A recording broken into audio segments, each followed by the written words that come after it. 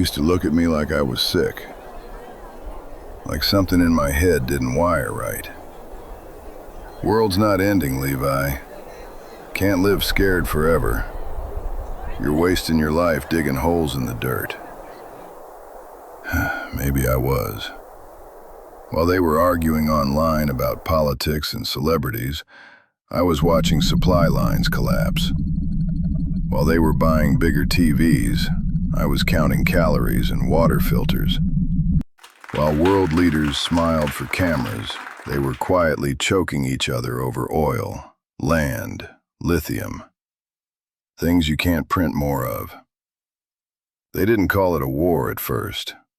They called it trade disputes, border tensions, strategic deterrence. But I saw the pattern. Always the same story, just newer weapons. Not just bombs, not just fire. Weapons that crawled into the human mind. Signals that turned fear into rage. Crowds snapping overnight. Neighbors looking at each other like prey. By the time the first cities burned, it wasn't nations fighting anymore. It was humanity foaming at the mouth. So I built my shelter. Deep, quiet, alone. And when the sky lit up like a second sun, I sealed the door and listened to the world die above me. Years passed underground. No laughter, no voices, just air filters, rations, and Sammy. I told myself I was prepared for this part, but nothing prepares you for opening that door, for the first step back into daylight, for wondering if you're about to find bodies, or worse, things that still move. I don't know what survived the war. I don't know what the world became. All I know is that I'm about to find out. I step out of the bunker, and the world just sits there. No birds, no engines, no voices. Just wind moving through things that don't matter. The trees are burned down to bones. Houses folded in on themselves like they gave up. The road I used to drive every day is cracked open, split like it tried to escape. It's so quiet it feels wrong, like the world's holding its breath. I look for signs of life, smoke, movement, anything. Nothing. I think about my brother. I begged him to come with me. Told him this wasn't paranoia, it was math. Resources run out, people panic, governments lie. He laughed, said I was overreacting, said the world doesn't just end. I don't know if he's alive.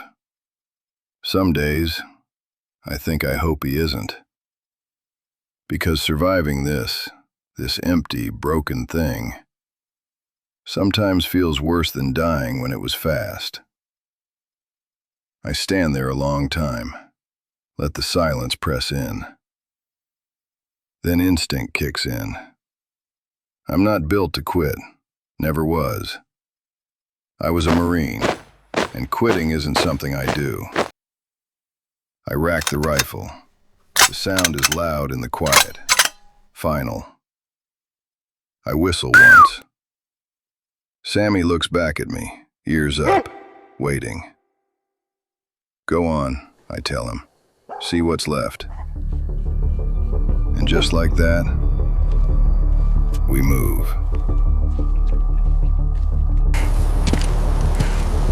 The first house I checked belongs to Susan and Brad Williams.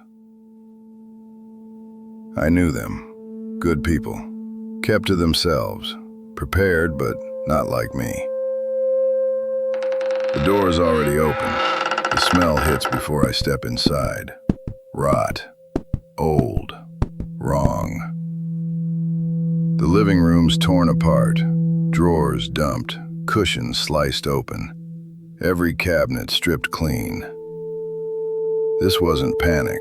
This was deliberate. Sammy's ears perk up. He stops moving. I don't like that. I clear the house room by room. Upstairs first. Nothing but destruction. Then I see the basement door. The handle's smeared with something dark, dried, red. I move slow, every step measured. The stairs creak under my weight. The basement smells worse. Then I see them. Susan, Brad. They're not on the floor. They're hanging. Hooks through bone, tools laid out on a table like someone took their time. I feel my stomach turn, but I don't look away. This wasn't scavenging. This wasn't survival. Someone did this. And they're still out there.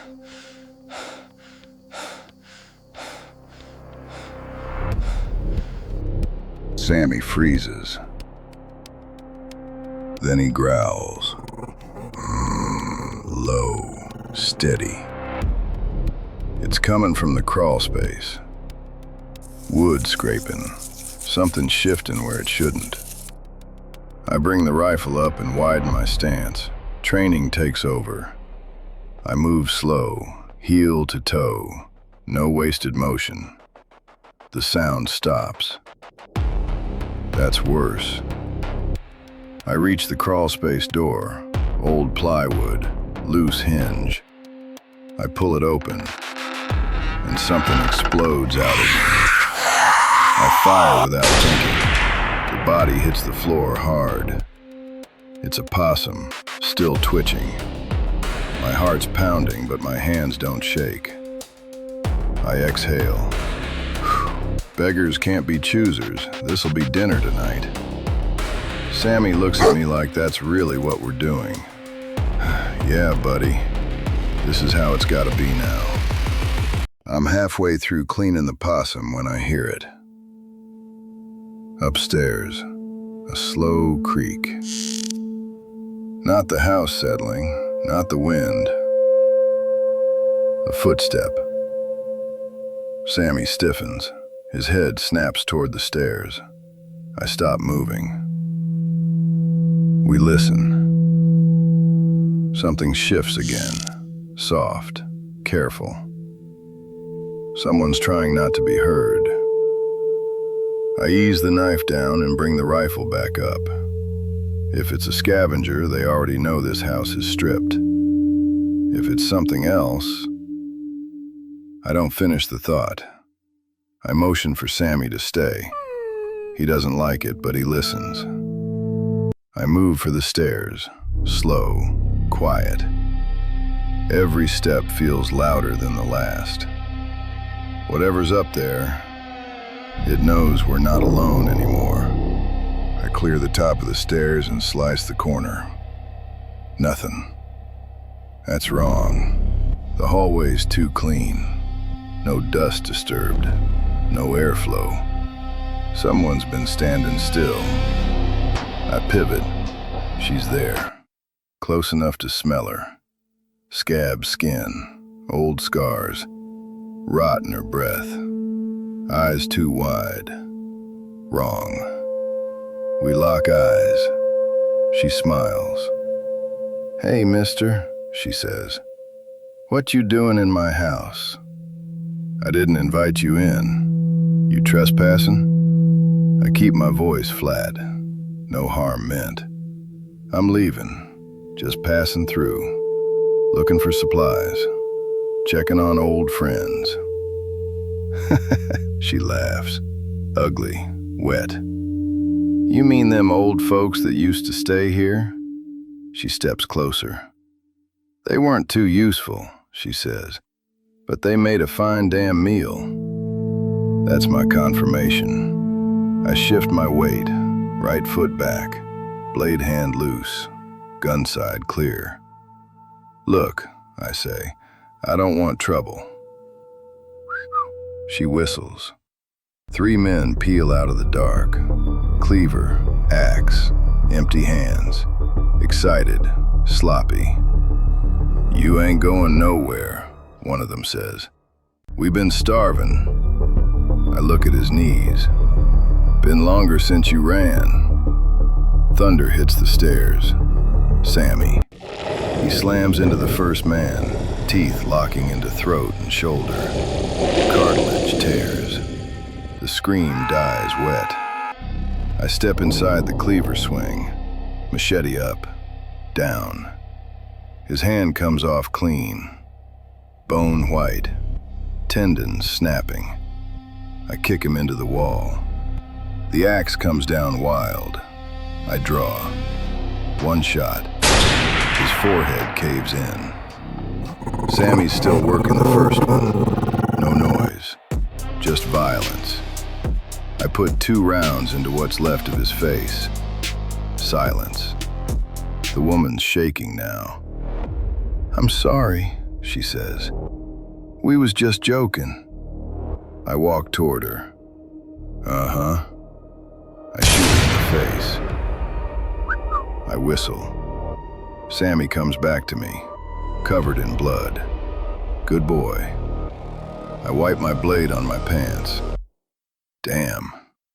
The world didn't end when the bombs fell. It ended when people decided meat was easier than mercy. And I adapted faster than they did.